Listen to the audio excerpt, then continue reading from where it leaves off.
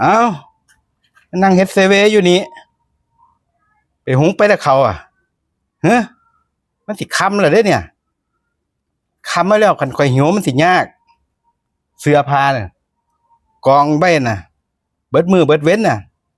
ซักบ่คือบ่เห็นไปซัก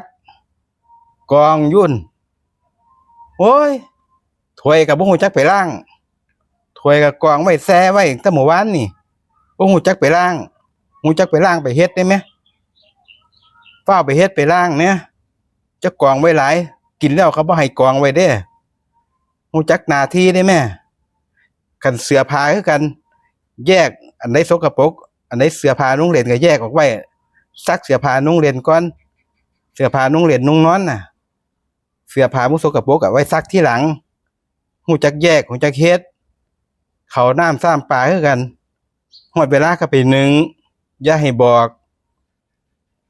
นึ่งไว้เฮ็ดกับข้าวไว้ยามข่อยหิวข่อยสิได้กินมันจะค่อยบ่ยากอันนี้ล่ะมานั่งเฮ็ดเซเวอยู่สิไปเฮ็ดหยังก็บ่ไปเฮ็ดจักว่าเป็นหยังถึงเวลาบ่ฮู้จักหน้าที่เอาโลดจะให้บอกอีกเด้อบอกแล้วมันศูนย์มันโมโหคนเฮาบอกดูหลายมันก็รำคาญคือกันเด้เบื่อคือกันเด้การบอกการสอนคนนี่ได้ผ่อนคลายรู้สึกผ่อนคลายแล้วผ่อนคลายเลยติเถอะจะผ่อนคลายแน่แล้วว่าที่นี่ผ่อนคลายหลายได้ระบายนะได้ระบายออกมารู้สึกผ่อนคลายดีขึ้นแล้วโล่งเลยติโล่งคักแล้วโล่งคักแล้วสบายใจคักเบาวะเลยได้ระบายความในใจออกนะโอ้เท้าระบายแล้วโล่งแล้วก็ไปเฮ็ดเด้อหน้าที่เจ้าของน่ะซักผ้าล้างถ้วยถูเฮียนเฮ็ดกับข้าวน่ะไปเฮ็ดให้มันแล้วซะเด้อบัดทีนี้เด้อโอ้ต้องไปเฮ็ดบัดติแม่นโล่งแล้วก็ไปเฮ็ดเด้อเฒ่าบ่เป็นหยังดอกเฒ่าข่อยสิไปเฮ็ดดอก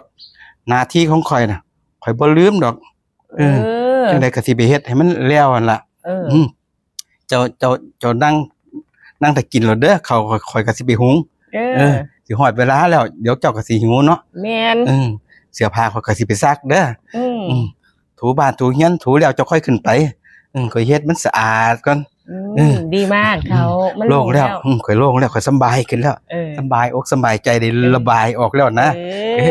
ข่อยสิไปเฮ็ดไปกันเด้อเฒ่าเด้อไปโล่งแล้วก็ไปเฮ็ดหน้าที่เจ้าของซะจำได้บ่ล่ะหน้าที่หยังเนี่ยจำได้อยู่